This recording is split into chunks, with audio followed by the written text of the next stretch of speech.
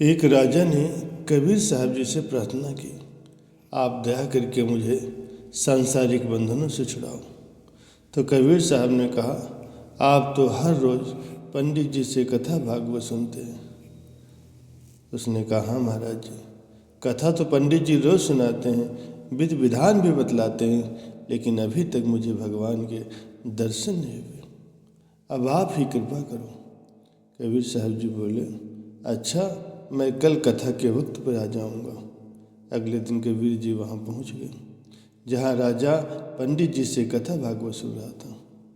राजा उठकर श्रद्धा से खड़ा हो गया।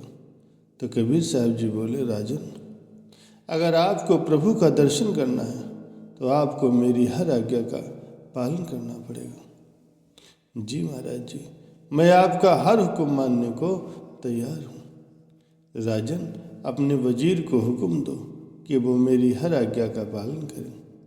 राजा ने वजीर को हुक्म दिया कि कबीर साहब जी जैसा कहें वैसा ही करना। कबीर ने वजीर को कहा कि एक खंभे के साथ राजा को बांध दो और दूसरे खंभे के साथ पंडित जी को बांध दो। राजा ने तुरंत वजीर को इशारा किया, आज्ञा का पालन हो। दोनों को दो अलग अलग खंभों से बांध दिया गया। कबीर जी ने पंडित जी से कहा, पंडित जी, देखो राजा साहब बंधे हुए हैं, उन्हें तुम खोल दो। पंडित हैरान होकर के बोला, महाराज, मैं तो खुद ही बंधा हुआ हूँ, उन्हें कैसे खोल सकता हूँ। फिर कबीर जी ने राजा से कहा, ये पंडित जी तुम्हारे पुरोहित हैं, वे बंधे हुए हैं, उन्हें खोल दो। राजा ने बड़ी दीनता से कहा, महाराज, मैं भी बंधा हुआ हूँ, भला उन्हें कैसे खोल दूँ। तब कबीर साहब जी ने सबको समझाया, बंधे को बंधा मिले, छूटे कौन उपाय, सेवा कर निर्बंध की, जो पल में लेत छुड़ाए। जो पंडित खुद ही कर्मों के बंधन में बंधा हुआ, जन्म मरण के बंधन से छूट नहीं पा रहा, वो भला तुम्हें कैसे छुड़ा सकता है। अगर तुम सारे बंधनों से छूटना चाहते हो तो किसी ऐसे प्रभु के भक्त के पास जाओ जो जन्म मरण के बंधनों से छूट चुका हो। केवल एक संत सदगुरु ही तुम्हारे सारे बंधनों से आजाद करवा सकते हैं। वही तुम्हें 84 के जेलखाने से आजाद होने की चाबी देते हैं। परमात्मा के महल पर लगा हुआ ताला कैसे खुलेगा, इसकी युक्ति समझाते हैं। जो उनका हुक्म मानकर हर रोज प्रेम से बंदगी करता है, वो सहज ही परम धाम को पहुंच जाता है।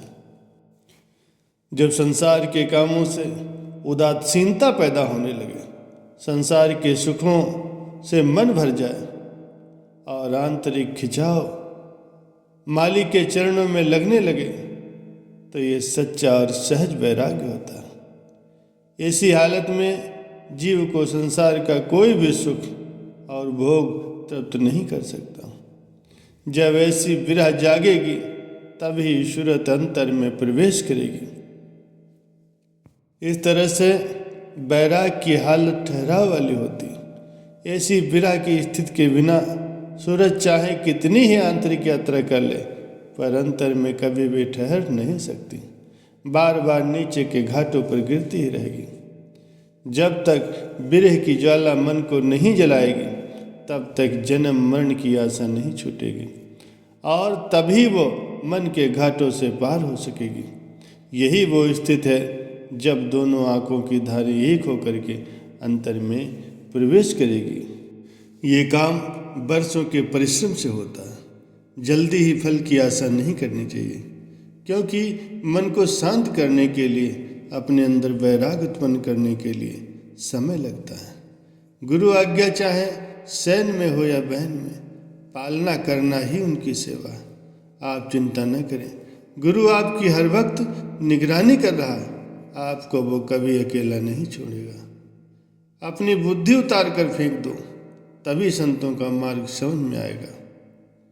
आप बैठिए, यदि आपका आंतरिक नेत्र न खुले तो मुझसे कहना। मेरा उद्देश्य है परमात्मा को प्राप्त कराने का। मालिक हमारे रोने को कभी बर्दाश्त नहीं कर पाता। जब भी आत्म वेदना होगी वो कभी भी 1 मिनट नहीं बर्दाश्त करेगा। तड़प में विरह में वो शक्ति होती है कि आसमान भी फट जाता है। दरवाजे पर बैठोगे, तड़प होगी, विरह होगी तो सुनवाई हो जाएगी। जिसकी लगन लगी होती है, जिसके अंदर चाह होती है, तड़प होती है, उसको नींद नहीं आती। माँ का बेटा गुजर जाए तो बेटे के लिए उस माँ के अंदर कितनी तड़प होती है।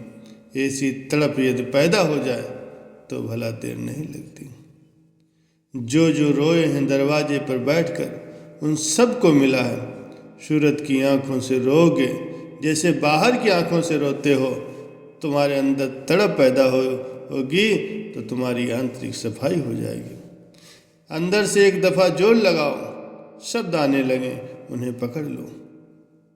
भला तड़प में क्या चीज़ नहीं मिल सकती। तड़प और लगन हो तो दरवाज़ा फट से खुल जाता है। जहाँ तड़प हुई, जहाँ प्यास लगी, वहाँ देखो दरवाज़ा खुलता है कि नहीं खुलता है।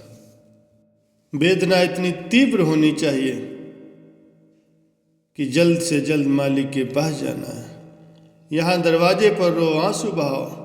विरह से सबको परमात्मा मिला है। ईश्वर को पाने के लिए लोग कैसे कैसे रोए, कैसे कैसे तड़पे। सब कुछ लुटा दिया, सब कुछ फेंक दिया, कुछ नहीं बचा। तब जा कर के उनको परमात्मा मिले। वो रोने से ही मिले हैं। जो रोएगा, तड़पेगा, वही भवसागर से पार हो जाएगा। जिसको साधन भजन करना है वो सत्संग जरूर सुने। सत्संग पहले, साधन भजन दर्शन सब बाद में। आप लोग निंदा आलोचना बंद कर दें। मैं आपसे अपील करता हूँ कि लोग जो दूसरों की निंदा करते हैं, बुराई करते हैं, वो भजन कभी नहीं कर पाते। निंदा आलोचना से आपको बचना है। न किसी की निंदा करनी है, न किसी की सुननी है। निंदा करने से उसके पाप आपके हिस्से में आ जाते हैं। इसलिए बर्दाश्त करो। कोई कुछ भी कहे उसे सहन करो। एक घड़ी, आधी घड़ी या पल भर के दर्शन मात्र से ही सदगुरु का जिसने एक पल का भी दर्शन कर लिया तो उसके शुभ शिव कर्म जल करके राख हो जाते हैं।